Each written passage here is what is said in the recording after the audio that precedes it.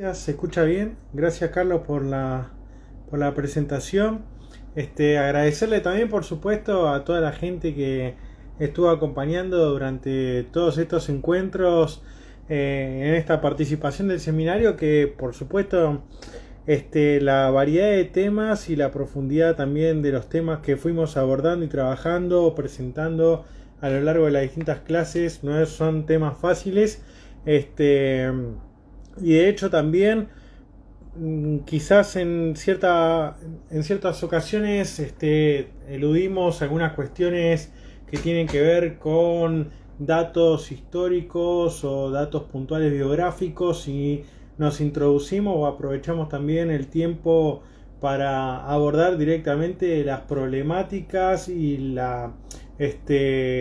profundizar en las características de tanto de algunos pensadores en particular, como así también de ir distinguiendo algunas cuestiones propias de las corrientes que fuimos mencionando, ¿no? Habíamos dicho de cómo del empirismo, del racionalismo, decantaba en la filosofía de Kant, cómo Kant se apropia también de esas influencias, cómo Kant abre después, encontrando determinados límites, el abanico para nuevas propuestas de pensamiento. Él encuentra también sus propias limitaciones, elige también los enfoques y las inclinaciones por las cuales va a optar. A su vez, como eso abre el campo de juego para que aparezca esta idea de la ilustración, y después a su vez la contrapartida, por denominarlo de alguna manera también, el romanticismo. Eso nuevamente que va a ir permitiendo que esos románticos, de los cuales ya estuvimos hablando en las últimas clases, den lugar a que participen otras figuras que no forman parte necesaria exclusivamente de la escuela romántica. Nosotros hemos estado hablando de la escuela romántica de Viena, principalmente lo que sería el Frühe Romantik, el romanticismo temprano, donde aparecían estas figuras de los hermanos Schlegel, Novalis, como tiene una influencia en Fichte. Por eso también el idealismo alemán es importante. Y después empezamos a mencionar algunas características como la de Schopenhauer, por ejemplo, con el mundo como voluntad y representación, donde Schopenhauer, combatiendo o luchando, intentando diferenciarse en algún punto también con el idealismo, sobre todo con la filosofía del pensamiento hegeliano, volver a leer a Kant también discutiendo con el romanticismo, con aquella apropiación romántica, y presentando también su propia figura de genio. En algún momento también a lo largo de esta última clase vamos a retomar esta característica, pero en esa división y en esa presentación del mundo como voluntad y como representación, el genio sería aquel, por supuesto, que logra captar, que logra evidenciar y de alguna manera llevar, plasmar, materializar por medio de su arte esa visión, esa mirada, esa intuición sobre la voluntad del mundo, ¿no? Una voluntad que nosotros en algún punto también mencionamos que tiene que ver con esa idea de origen primigenio, en el sentido orgánico también, como vida, como nacimiento. Y por supuesto ha sido Wagner quien en cierta manera ha leído a Schopenhauer y luego ha tenido cierta interacción importante, en gran medida importante ha sido la influencia que llevó a cabo, por tanto, Wagner con Nietzsche, con el joven Nietzsche, y al influenciarlo también de alguna manera generó determinadas inclinaciones para que Nietzsche terminara eligiendo el tema del nacimiento de la tragedia, ¿no? Que llevara a cabo la presentación de su primera obra bajo esa temática. Habíamos dicho entonces que todo lo que atraviesa la época del romanticismo podríamos comprender que tiene un cierre esta idea de escuela romántica. Habíamos separado también entre lo que sería la escuela romántica o la corriente del romanticismo, diferenciarlo del carácter romántico, que eso obviamente trasciende a la época e incluso se antepone, ¿no?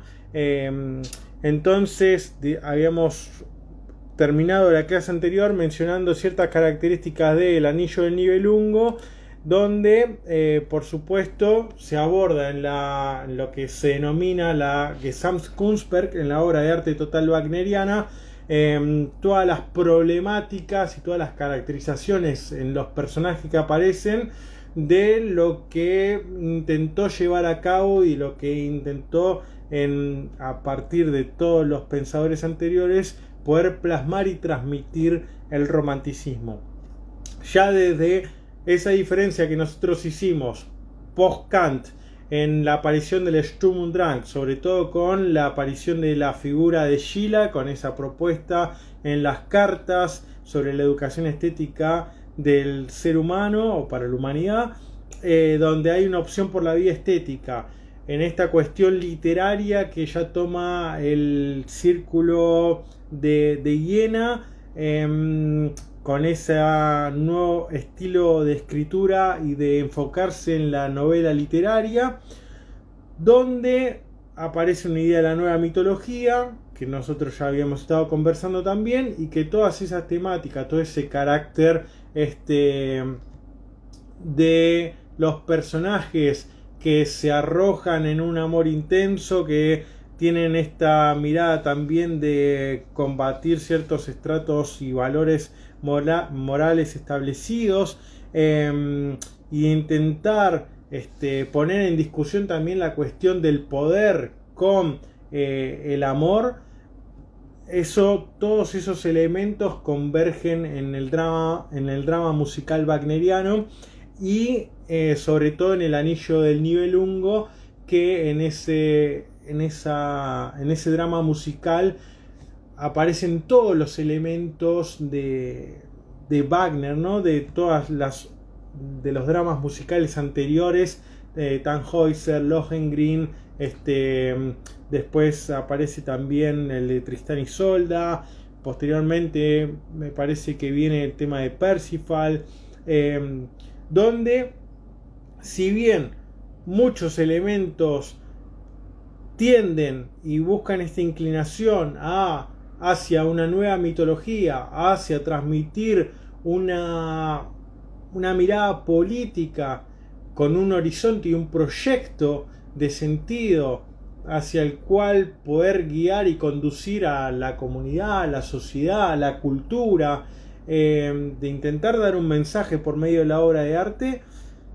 Eso que en algún momento de juventud y en un principio fascina al propio Nietzsche, también va a ser el punto de quiebre y de inflexión para que Nietzsche se separe en tanto crítica de Wagner, aunque podemos decir que esa figura de Wagner músico, de Wagner poeta, de Wagner filósofo y escritor, no termina nunca de desprenderse, de desligarse de lo que es la figura de Nietzsche. Nietzsche, aunque reniegue mucho de su influencia wagneriana y aparezcan ciertas contradicciones o distintos puntos de vista con respecto a su opinión sobre Wagner, Wagner siempre está presente en sus obras y en sus textos a modo de discusión o a modo de acoplamiento para fundamentar incluso algunas de sus ideas. Pero hay un carácter que marca también la ruptura, podemos decir, entre la propuesta de Nietzsche, o entre lo que sería la influencia romántica en Nietzsche y el paso nuevo o el paso novedoso, disruptivo que va a dar Nietzsche con respecto al romanticismo. Si bien Nietzsche también pertenece al siglo XIX, donde se genera en la primera parte de esta década el movimiento romántico, Nietzsche ya, su primer texto ya aparece en 1872, o sea, hacia las últimas décadas ya del siglo XIX, pero encuentra en Wagner un elemento que a Nietzsche le viene haciendo ruido, ¿no? Nietzsche, formado principalmente con una gran influencia de textos de Schiller, de Goethe, también, bueno, de carácter filológico, de las tragedias griegas y de esta cuestión también que tiene que ver con la mitología que nosotros fuimos desarrollando, sobre todo a partir de la influencia de Hölderlin, incluso que llega a Nietzsche. Pero hay un elemento propio del romanticismo con el cual Nietzsche no comparte, y es ese elemento que lo invita a romper en cierta forma con este esquema romántico, y es la mirada sobre el cristianismo. Esta mirada, ¿no? Que en algún punto nosotros, como fuimos desarrollando todo este tema de lo dionisiaco, fuimos diciendo esta idea de, bueno, un principio, un origen, una idea de un Dios donde es un tiempo todo también, y en esa idea de desgarramiento, de desdoblamiento, de mostrarse y de aparecer de manera terrenal en el mundo, de manifestarse en el mundo, y después de su muerte, de su tiempo, de cumplir con su tarea, la idea de esperar un segundo nacimiento del Dios, una segunda venida del Dios, y que vuelva a obtener ese reconocimiento, ¿no? Esta imagen también de lo dionisiaco a partir de sus cultos, en los cuales por distintas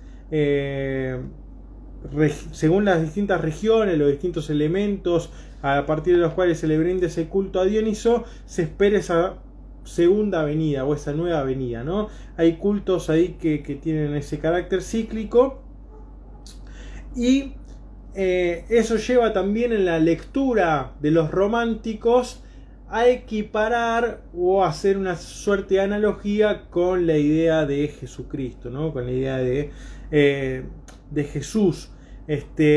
Por eso también el texto de Manfred Frank se llama Der kommende Gott, ¿no? El Dios venidero, de kommen, de venir, esta idea de Dios viniente también, como es una idea de está llegando, pero como un todavía no,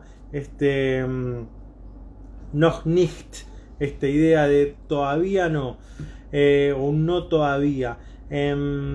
Entonces ahí Nietzsche entiende, y también habría que pensarlo, y esto lo digo así como para tirar también un poco de punta de análisis, con algo que tiene la influencia de lo temporal en Nietzsche, por supuesto, que algo que le hace ruido a Nietzsche con esta idea del cristianismo, de hacer la analogía de Dionisos con Jesús, que él después obviamente en la última obra va a aparecer, en la obra del Anticristo va a aparecer nuevamente abordado de manera fuerte y explícita la idea de Dionisos y la idea de Jesús, la idea de genio también, relacionándolo tanto con Jesús como con Dionisos, la idea de genio, y este carácter, ¿no? De decir, bueno, pareciera ser, si bien le resulta que es interesante, lo que discute Nietzsche es que el romanticismo queda atrapado en ese anhelo y en esa nostalgia por lo pasado. Como que hay una obstrucción en la idea de poder proyectar un horizonte futuro. El romántico queda atrapado en esa idea de que el tiempo pasado siempre fue mejor, o que lo pasado siempre fue mejor.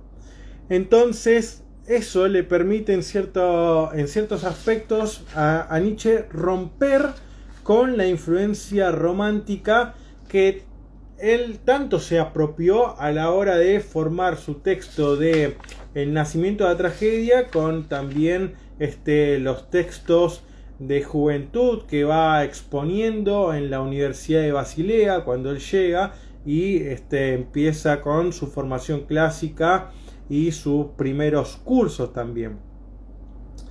Para tener una idea general también de Nietzsche, y que es lo que me parece va a ser el tema central de la clase de hoy, podemos decir que, bueno, desde 1844 hasta 1900 que muere Nietzsche, podemos separar todo el periodo de producción en al menos 3 etapas, donde habría un primer periodo de producción donde está el recorrido de Nietzsche durante los años de juventud en Recken, la parte situada ahí en Sajonia, donde la familia de Nietzsche tenía la parroquia.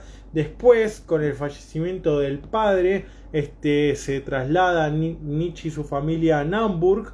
Ahí recibe cierta disciplina y una instrucción rigurosa.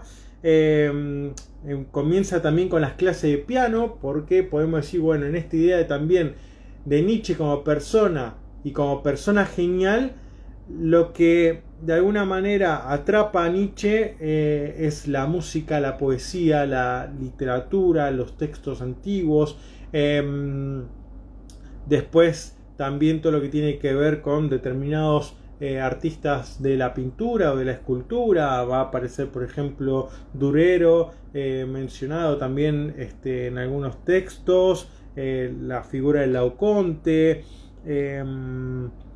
y todas esas clases y todos esos ámbitos artísticos le van generando obviamente una apreciación muy fuerte por la figura de Wagner que nosotros mencionábamos, pero al mismo tiempo también va encontrando sus limitaciones, por ejemplo a la hora de ser un compositor de piano y ver que no puede llegar a escribir obras o partituras a la magnitud y al carácter sublime y bello al mismo tiempo que tiene la música wagneriana, y poder entonces desde su propia limitación poder de alguna manera apreciar y respetar lo que implica también el genio Wagner, ¿no? Y esta idea de genio Wagner es una calificación muy fuerte que emplea el propio Nietzsche en la Cuarta Intempestiva, ¿no? Donde aparece esta idea, son las 4 intempestivas. La primera es dedicada a todo el tema de la crítica a la cultura, la segunda con respecto a la historia, la tercera a Schopenhauer como educador y la cuarta dedicada a Wagner, ¿no? Después también, ¿no? Dentro de todo este primer recorrido de Nietzsche, de Recken, de Naumburg, pasa por la escuela de Forta. Ahí ya en ese colegio de élite recibe la formación clásica con latín, con griego. Digamos, tiene también todo un panorama amplio de formación, hasta que después pasa también a la Universidad de Bonn, donde ahí estudia teología, tiene la formación en filología clásica, y de ahí pasa, por tanto, recomendado a la Universidad de Leipzig, donde Nietzsche sigue a su maestro Rilke, un maestro en filología clásica, y es este propio Rilke el que después lo termina recomendando para que dicte clase en la Universidad de Basilea, incluso sin haber presentado un trabajo de doctorado Nietzsche todavía, sino que en lugar de ese trabajo de doctorado lo que hace Nietzsche es presentar su escrito, que vendría a ser El nacimiento de la tragedia, como sucede en algún punto también a la hora de adquirir un seminario, por ejemplo Heidegger, cuando presenta y tiene que escribir Ser y Tiempo, ¿no? Tienen que publicar una obra que dé cuenta del potencial o del acto, mejor dicho, de capacidad que tienen estos pensadores. Recordemos también, ¿no? Comenzamos el seminario hablando de Kant, y ha sido Kant quien tardó casi hasta los 60 años en escribir y publicar la crítica de la razón pura, y de adquirir una cátedra de metafísica en la universidad. Hoy por hoy, en retrospectiva, vemos como ese carácter genial de estos pensadores, pero curiosamente también analizando determinados aspectos biográficos nos damos cuenta de la lucha y de la fuerza, del ímpetu justamente que tienen estas personalidades que justamente frente a muchos obstáculos que se le va poniendo logran en todo caso imponerse.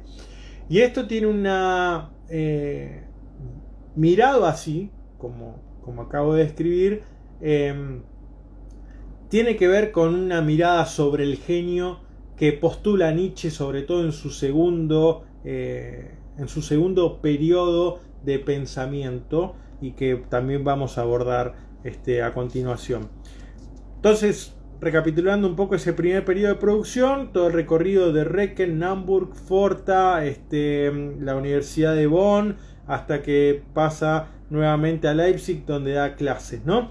Un segundo periodo de producción ya va desde 1879 más o menos hasta 1889, esta segunda década, que algunos lo nombran o lo mencionan como el periodo positivista, sobre todo a partir de la publicación de la obra Humano demasiado humano, donde ya es una obra, podemos decir también entre comillas, emancipada de la metafísica de Schopenhauer y de las influencias wagnerianas.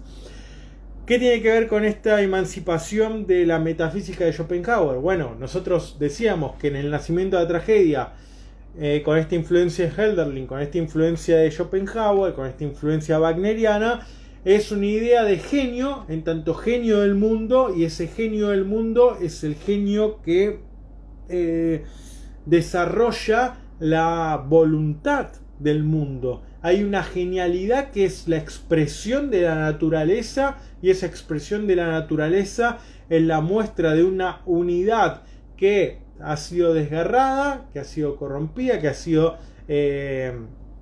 desacralizada, y que intenta retornar esa unidad, ¿no? Habíamos hecho alusión a los nombres de Zoé, de Bios, también con la idea de Vili y Vele, ¿no? Del mar y de la voluntad, y esa ola que se desprende y que intenta volver al lugar, toda esta concepción del tiempo también con respecto a la naturaleza, y cómo habría un genio de la naturaleza que tiene su mensaje, que impone su horizonte y que intenta guiar al mundo y al ser humano a que retorne con su conexión a la naturaleza, que se desprenda de su yoidad o de su ego, de su yo, y que se vuelva uno, por tanto, con la totalidad, ¿no? Con la totalidad de lo ente, con la totalidad de las cosas, que retorne a la naturaleza.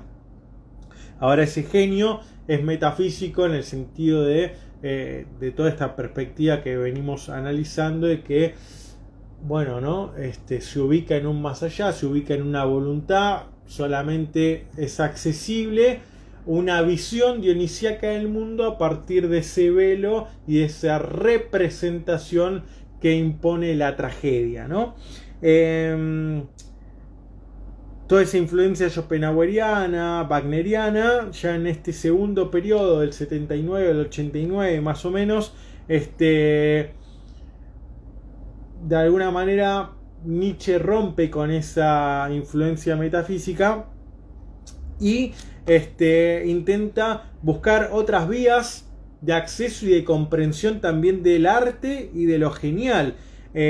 También durante este periodo conoce a Paul Rée, conoce a Luz Salomé en la ciudad de Roma, y aparece un concepto que es importante, que también vamos a desarrollar ahora a continuación, que tiene que ver con la aparición, y de algún modo es aquello que quebranta con la idea de genio y de lo genial, que tiene que ver con la aparición del concepto de espíritu libre, que a su vez va a contar con su contrapartida, por decirlo de alguna manera, que va a ser el espíritu de la pesadez. Ahora bien, ¿cómo es espíritu libre? con caracterizaciones que ya vamos a ver y que tiene también una influencia romántica muy fuerte. Convive espíritu libre y espíritu de la pesadez dentro de uno de los personajes más importantes de la filosofía nietzscheana, que va a ser Zaratustra. Si tuviéramos que calificar a Zaratustra como genio, me parece que es una figura que forma parte de Zaratustra, pero Nietzsche se va dando cuenta que ese concepto es generalmente aplicado dentro de la filosofía del arte o del campo de la estética únicamente para los ámbitos artísticos y para la creación concreta de obras de arte, y entonces en tanto hay una persona que es genial pero en distintos ámbitos de su vida, o de hecho hace de su propia vida una obra de arte, ahí va a empezar a implementar Nietzsche la idea de espíritu libre, ¿no? Y un espíritu libre que no lo es las 24 horas del día ni en todo momento, sino que también está como siempre en tensión con un modo de expresarse de la propia voluntad que tiene que ver con el espíritu de la pesadez.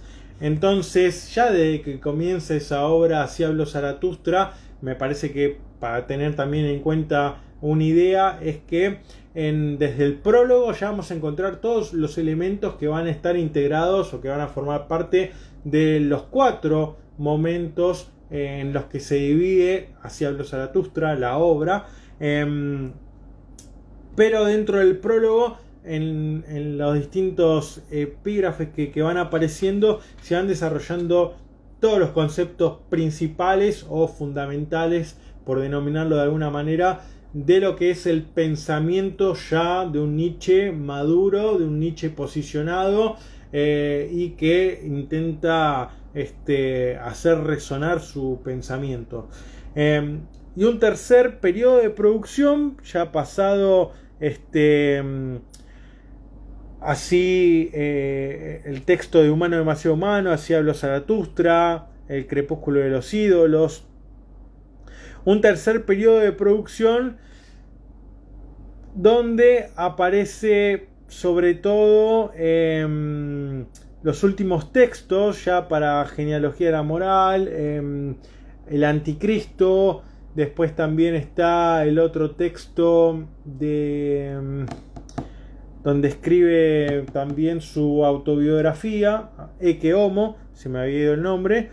Y después tenemos que pensar que los últimos 10 años de su vida, por esta enfermedad que padecía Nietzsche, permanece enfermo, prácticamente en estado vegetativo, en la casa de su madre, hasta que fallece el 25 de agosto de 1900 en Weimar. Ahí también hay toda una discusión bastante importante e interesante para rescatar. No recuerdo si fue también junto a Carlos acá en Engrama que habíamos abordado el tema de los cuadernos negros de Nietzsche, pero bueno, es un tema, los cuadernos negros de Heidegger, donde se retoma todo un trabajo que yo había presentado hace un tiempo, donde toda una cuestión del siglo XX con respecto a la política del nacionalsocialismo en Alemania, una de las fuertes figuras que aparece ligadas a Nietzsche ha sido Elisabeth, su hermana, donde, bueno, justamente tiene que ver con la apropiación que hace Elisabeth de la explotación, publicación de las obras de Nietzsche, de su hermano, y todo eso en cierta manera vuelve a entrar en discusión a partir de Heidegger, y en las anotaciones de los cuadernos negros esto tiene un rol importante por todas las cuestiones que tienen que ver con la política y estas cuestiones de antisemitismo de la época que resurgen en esas libretas publicadas a partir del año 2014, así que son muy recientes. Bien, dicho de manera resumida, el pensamiento y producción de Nietzsche es una primera etapa metafísica con la influencia sobre todo de Wagner y Schopenhauer, una segunda etapa positivista, por denominarlo de alguna manera, donde está la obra esta Humano demasiado humano, y después finalmente una etapa mística o más psicológica, donde podemos decir que va desde Así habló Zaratustra, que para mí, discutiendo un poco desde mi posición, Así habló Zaratustra vendría a ser casi como una etapa en sí misma, y también la puerta de entrada a una tercera o cuarta etapa, donde vamos a encontrar esas obras como La genealogía de la moral, El anticristo, y sí tiene un carácter más psicológico, genealógico. Hay distintas metodologías que va implementando Nietzsche. Tengamos en cuenta también que todo lo que viene a ser la obra y el pensamiento nietzscheano, tenemos las obras publicadas en vida, las obras publicadas post-mortem, la colección de fragmentos póstumos, una cantidad también inmensa de cartas, todo un trabajo que se viene haciendo hace relativamente poco. A finales del siglo XX, si no me equivoco, en la década del 70, comienza con Montinari, que son dos italianos filólogos, a empezar a trabajar también con lo que se llama como la Kritischen Studienausgabe, que es la edición de estudios críticos, que lo hacen en 15 tomos, donde empiezan a clasificar y a ordenar la obra de Nietzsche, ¿no? Entonces es como que, bueno, recién hace 3-4 décadas que se empieza a trabajar con toda la obra conocida de Nietzsche. Es muy reciente. Pensemos también, un pensador como Heidegger, que por la impronta que tuvo, recién ahora se están logrando publicar los 102 tomos que conllevan las obras completas, ¿no? Pensadores como Schelling, todavía no hay una edición crítica a la cual acudir para pensar. Entonces, para que los distintos pensadores, intérpretes, lectores discutan esos textos, entonces también tiene una complejidad en el propio idioma alemán. Pensémoslo nosotros, que nos llegan las traducciones con todas las dificultades que implican esas traducciones, ¿no? Nosotros decíamos, y esto también, ¿no?, tiene que ver con la idea de lo genial. Las grandes obras son obras de arte bello en la medida en que conllevan un espíritu, ¿no? Que tienen un movimiento propio esas obras de arte. Bueno, sobreviven a todas las traducciones, se anteponen también a todas las interpretaciones, es decir, que no se agotan en ellas y que no quedan limitadas, aunque se pierdan también con el tiempo. Es como que parece que en determinados momentos, por X motivo, vuelven a resurgir, a reaparecer, y todo eso tiene que ver con un movimiento interno de la propia obra, ¿no? Algo que nosotros lo mencionábamos a partir de por ejemplo, la teoría estética de Adorno, ¿no?, con el pensador de la escuela de Frankfurt. Entonces, ahí era interesante. También, ¿no?, con esta idea del concepto de genio en Nietzsche, en las distintas etapas que nosotros fuimos mencionando, en esta etapa metafísica, en esta etapa más positivista, y en la otra etapa más mística y después psicológica. El tema del genio, nosotros podríamos agarrar a Nietzsche y hacer una lectura de sus primeras obras hasta la última, y tomar las cartas y tomar también los fragmentos póstumos y hacer un recorrido, y lo invito a alguien a que lo haga, hacer un recorrido con respecto al concepto de genio, y teniendo en cuenta también esta idea de los saltos cualitativos que implican el concepto de genio, en la medida en que Nietzsche se da cuenta cómo ese concepto de genio se agota en cierta manera.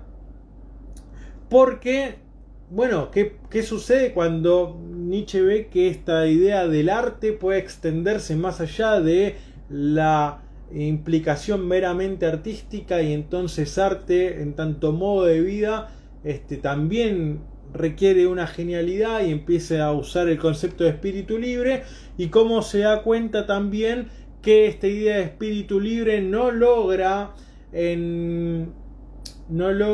realizar o completar una transformación del ser humano, del mundo que lo rodea, de la relación y la conexión con la naturaleza, y entonces invita a pensar otro salto cualitativo que no va a ser otro que el Übermensch, ¿no? Que el ultrahombre, o también más conocido como superhombre.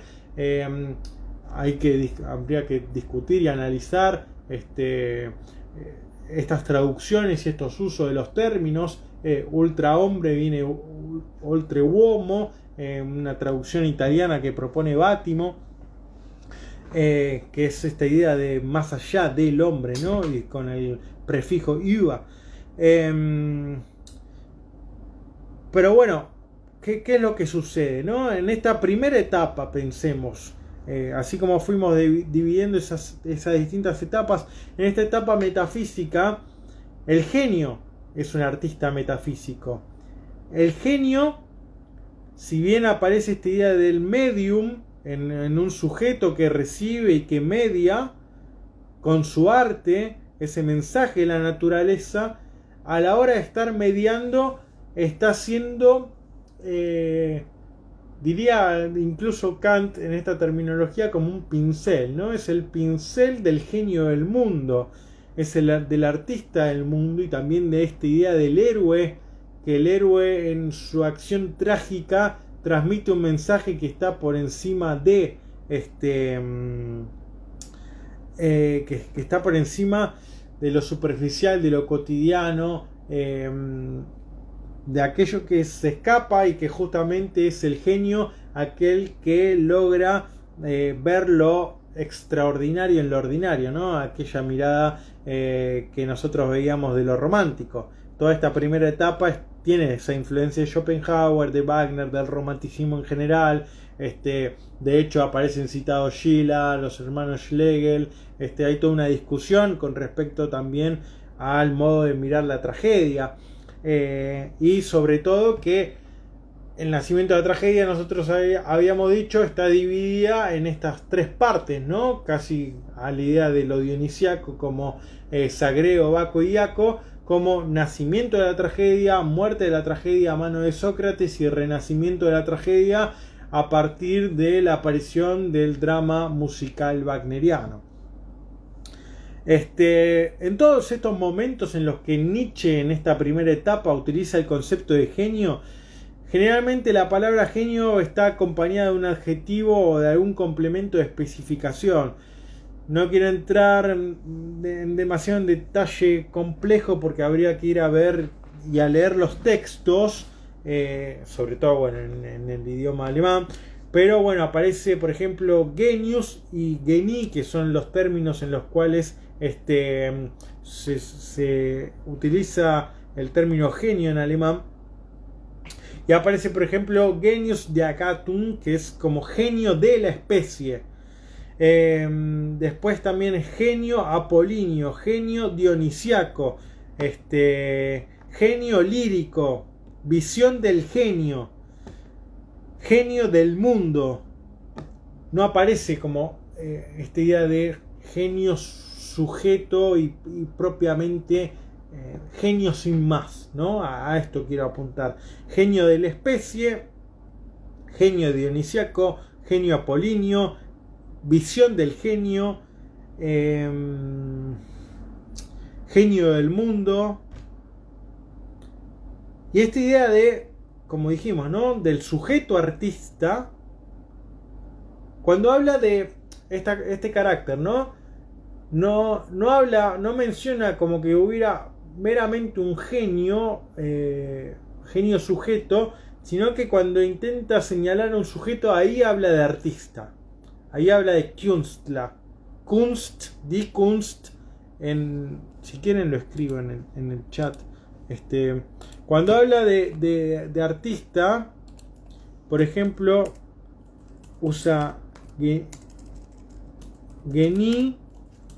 genius, esto utiliza para genio, pero cuando habla de un sujeto que hace arte, habla de Künstler. Künstler es artista porque Kunst es arte. Y ahí es el subject Künstler, es el sujeto artista. Ese sujeto artista es el que cumple la función de medium del genio. Por eso también nosotros cuando hicimos toda esa clase, que me parece que fue la tercera o cuarta clase, que hablamos de geniología, cuando hablamos de esa geniología, ese recorrido del genio, y que hablamos del concepto daimon, había toda esta discusión, ¿no? De si es un genio que es una voz que nos habla o es un genio que de alguna manera toma posición del cuerpo, toma posición de ese artista y a partir de eso lleva a cabo el arte. Acá en Nietzsche está esta idea de la posesión, ¿no? Porque ahí está la mediunidad formando parte. Y de hecho dice o insiste incluso el propio Nietzsche con esta idea de el verdadero genio es el genio del mundo, en tanto ese artista se vuelve un artista primordial y transmite el mensaje de la naturaleza. Es el que logra que todos los espectadores de su arte logren conectar, romper con su yo, romper con su principio de individuación y poder conectar con los otros seres humanos y poder conectar, o sea, que de ese yo se vuelva un nosotros y al mismo tiempo se genere una conexión de ese nosotros con la naturaleza. Entonces, que se vuelva a recuperar ese sentido de unidad y de unidad primigenia, en el sentido de, bueno, en un principio fue uno y todo, ¿no? Ese gen kai pan que nosotros mencionamos, que lo toman del griego, que aparecen los filósofos presocráticos de manera muy fuerte, ¿no? Ahora, ¿qué es lo que pasa? Todo ese desarrollo de Nietzsche en el nacimiento de la tragedia, que nosotros podemos quedar, qué fascinado que estamos con la lectura de ese texto, que a mi parecer todas las problemáticas que van apareciendo de lo apolíneo, lo dionisiaco, el tema de la máscara, el tema del genio, el tema de la música, el tema del drama musical, la cuestión también de la ruptura de la individualidad, de la aparición de determinada voluntad, de un acceso a la visión dionisiaca del mundo, toda una serie de elementos. Es un texto que está muy cargado de conceptos. Es el texto, me parece que si bien en la primera obra de Nietzsche es el texto más difícil de leer y de poder empezar a desglosar. El propio Nietzsche reniega incluso en Ecce Homo de ese texto, al cual tiene varias ediciones y le va agregando algunos prólogos también, discutiendo con los intérpretes de su texto, con las quejas que tuvo,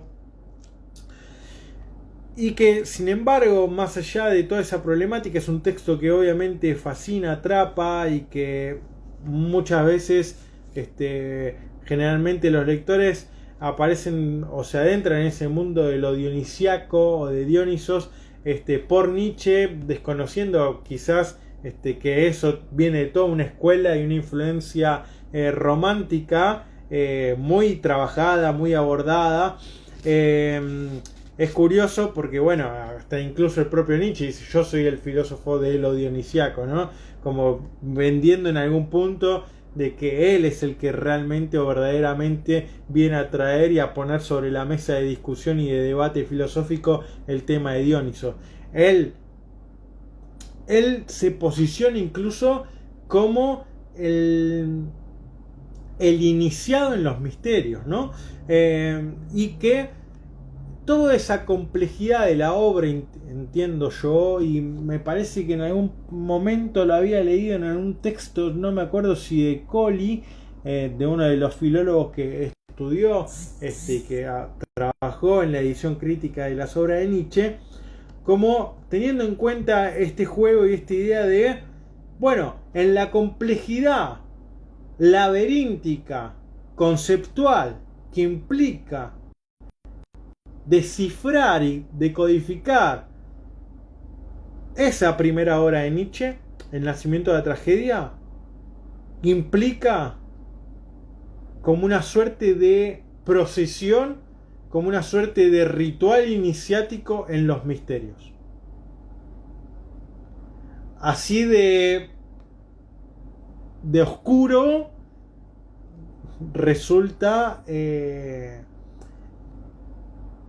texto y la trama que aborda, ¿no?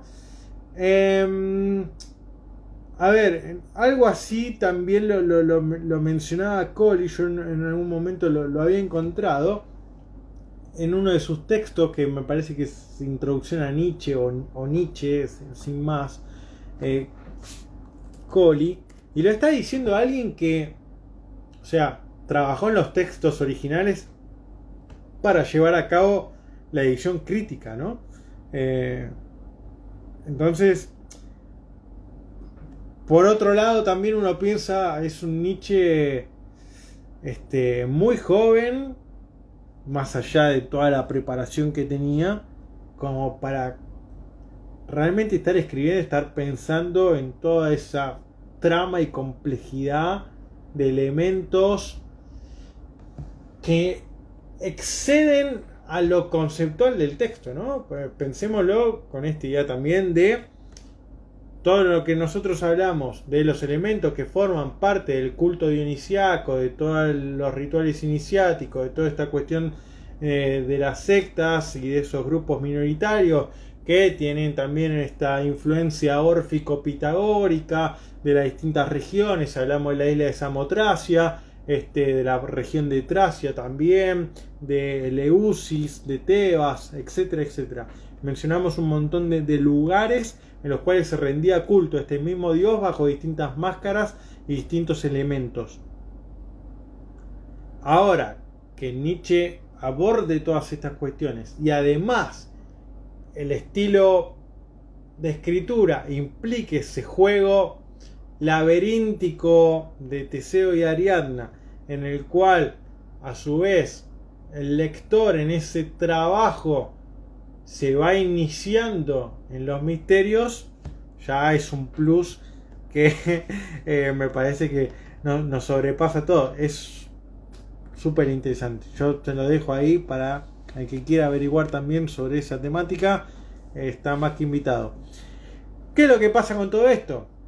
Así como Nietzsche lo vende y lo promociona como el lugar y la vía de acceso a los misterios a partir de su obra, en la segunda etapa, esta etapa positivista, rompe con esa mirada metafísica del genio y empieza a proponer un genio por vanidad. Sobre todo en Humano demasiado humano. Dice que el concepto de genio guarda una relación estrecha con distintos ámbitos, con el arte, con la ciencia, con la religión, con la moral, y por tanto arte con artista, la ciencia con el científico, la religión con el sacerdote, la moral también con el santo, con el héroe, después también, ¿no?, que el genio se relaciona con la naturaleza, con la cultura, con los otros seres humanos, pero la cuestión es que el genio va a ser por vanidad. Esta cuestión de ya el genio no es el genio medium, no es el artista que logra aprender o ser poseído por este daimon, por esta cuestión genial y que de alguna manera transmite entonces al resto la visión dionisíaca del mundo o esa voluntad primigenia, sino que se hace la siguiente pregunta. Dice, ¿qué es el genio? Dice, querer una meta alta y querer los medios para alcanzar esa meta.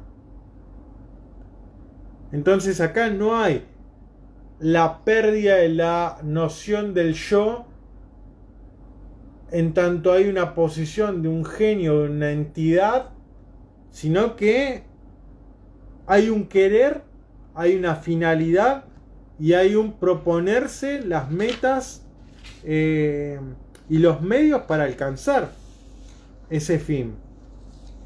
Entonces acá, en esta idea de que el genio es por vanidad, habla de la relación del genio con el ingenio, ¿no?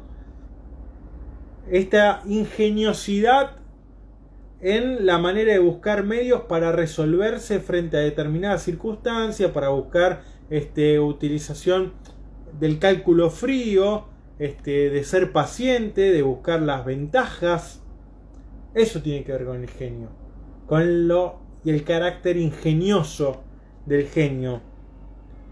Esta mirada de, como decimos, buscar los medios para resolverse, la utilización fría, el cálculo, la paciencia, buscar la ventaja, tomar determinada actitud frente a los problemas. Y esta cuestión, ¿no? El genio nace como consecuencia de un modo ingenioso de desenvolverse. Y dice incluso lo siguiente, que aquellos que dicen, no, bueno, Miguel Ángel era un genio, o Rafael era un genio, o Shakespeare era un genio, dice, bueno, lo clasifican como genial a esas personalidades quienes no quieren asumir la responsabilidad de tomarse entre manos y querer superarlos, o querer hacer algo de esa talla, ¿no? de ese carácter sublime, disruptivo, novedoso. Entonces dice Nietzsche esta cuestión, ¿no? Pareciera ser más cómodo para la gran mayoría, y este carácter que tanto critica también el propio Kant en el texto sobre la Ilustración, de la comodidad, de la costumbre, de la pereza. Entonces dice, bueno, sí, es genial porque nadie va a agarrar el pincel, el cincel, o la pluma para desarrollar un arte más elevado, ¿no? Por todo lo que cuesta y lo que implica esta mirada de poder llevar a cabo esas grandes obras. Podemos decir, bueno, qué genial El mundo como voluntad y representación de Schopenhauer. Bueno, es la gran obra de su vida. ¿Cuánto tiempo le llevó, esto que mencionábamos al principio, cuánto tiempo le llevó a Kant, hasta recién a los 60 años, para poder publicar la crítica de la razón pura? Entonces no fue una inspiración divina, dice Nietzsche, no fue de la noche a la mañana que se le cayó la idea del cielo. Sí, pueden tener determinadas que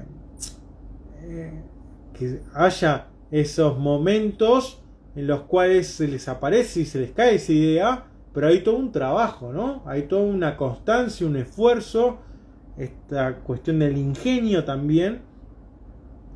Y si repasamos, decimos, bueno, busquen cuánto tiempo le llevó a Goethe escribir Fausto, cuánto tiempo le llevó a Wagner escribir El anillo del Nibelungo. Todas esas grandes obras, cuánto tiempo tuvo que pasar Dostoyevsky para que aparezca esa gran célebre obra Crimen y Castigo de los hermanos Karamazov, ¿no? Y así con el artista que ustedes quieran. Entonces, recapitulando un poco todas estas cuestiones, y bueno, hay todo un proceso y todo un trabajo, no es que cayó de la nada. Entonces, esa mirada y ese posicionamiento de Nietzsche es obviamente la contracara total de aquello que manifestaba en El nacimiento de la tragedia, y ya lo está planteando en Humano demasiado humano. Por eso también después esta idea de genio, en tanto es aplicado en distintos ámbitos artísticos y que trascienden el arte, que hacen de la vida el arte mismo, Nietzsche va a empezar a implementar la figura del espíritu libre.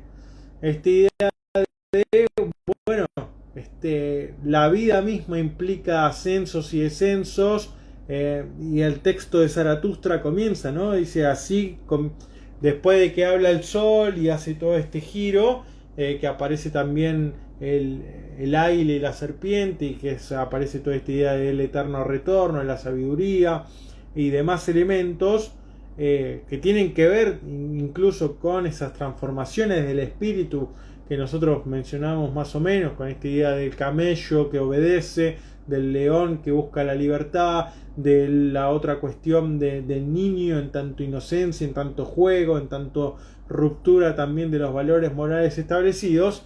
Es un posicionamiento del espíritu libre que entra en tensión y en choque con el espíritu de la pesadez. Y toda la obra de Así habló Zaratustra es el camino de Zaratustra que implica en el comienzo en el final del prólogo, al comienzo de la obra, donde dice, bueno, así comienza el descenso, ¿no? El ocaso de Zaratustra, el Untergang, ¿no? Es el camino Untergehen, ir hacia abajo, ¿no? Unter del under, ¿no? Entonces ahí es interesante también. Y después, incluso el texto de Zaratustra lo escribe, si no me equivoco, del 83 al 85, 86, las 4 partes de Así habló Zaratustra. Y después en los textos posteriores vuelve con un carácter un poco más místico, porque ya habla de dionisos filósofos, y dice, bueno, los dioses filosofan, ¿no? Y aparece también toda una cuestión de la carcajada. Bueno, me olvidaba también cómo va proponiendo la idea del Übermensch, ¿no? Del ultrahombre, de un nuevo estilo también de ser humano, que por eso nosotros mencionábamos que la hermana de Nietzsche tiene un rol importante, porque se modifican determinados pasajes y textos de la obra de Nietzsche, y eso se termina vendiendo como filosofía panfletaria del nacionalsocialismo, lo cual está completamente alejado del verdadero pensamiento y propuesta de Nietzsche. Incluso estamos hablando que es en la década del 30 en adelante donde se genera todo ese movimiento político, y Nietzsche ya hace 30 años había fallecido, y teniendo en cuenta también que los últimos 10 años había estado enfermo en estado vegetativo. Entonces, bueno, ahí el rol de la hermana tiene un papel importante que cumplir. Algo que el propio Nietzsche también anticipa con respecto a toda esa temática. Después aparece esta idea, bueno, justamente del ultrahombre, y después retoma esta cuestión mística que aparecía, fijémonos, ¿no? Cómo aparece esta etapa metafísica del genio como medium de la naturaleza, como unidad primigenia. Después del genio es por vanidad, y este carácter positivista, y esta idea del genio como ingenio. La idea del espíritu libre, la propuesta del Übermensch, que un poco abandone, que tiene un carácter metafísico incluso, y que después retoma y aparece Dionisos muy fuerte otra vez, sobre todo en Más allá del bien y el mal, y aparece este carácter de Dionisos filósofo, ¿no? Un artista que danza sobre la moral, un creador de ficciones útiles, un hombre de acción. La cuestión de la preponderancia de los instintos, de las fuerzas, del heroísmo, del sacrificio. Todo esto tiene que ver con lo genial, ¿no? Lo heroico, el sacrificio, una moral superior, una propuesta de hombre superior. ¿Y qué dice, no? En estos textos hay dos especies de genio. Uno que ante todo fecunda y que permite nuevos genios y que da a luz. Que fecunda y que quiere fecundar a otros, y a otra clase de genios que se dejan fecundar, ¿no? Aquellos que están abiertos y tienen esta apertura a recibir esa donación de sentido, ¿no? Esta cuestión del acontecimiento también en algún punto. Y después otra de las frases es: mi concepto de genio, dice así: los grandes hombres, lo mismo que las grandes épocas, son explosivos. Hay grandes personalidades, hay grandes épocas, y ambas lo que comparten es la explosividad, ¿no? Una gran fuerza que se acumula, ¿no? Y dice, ¿no? Todo esto tiene que ver como con un proceso fisiológico, con un proceso histórico, con algo que se va gestando también.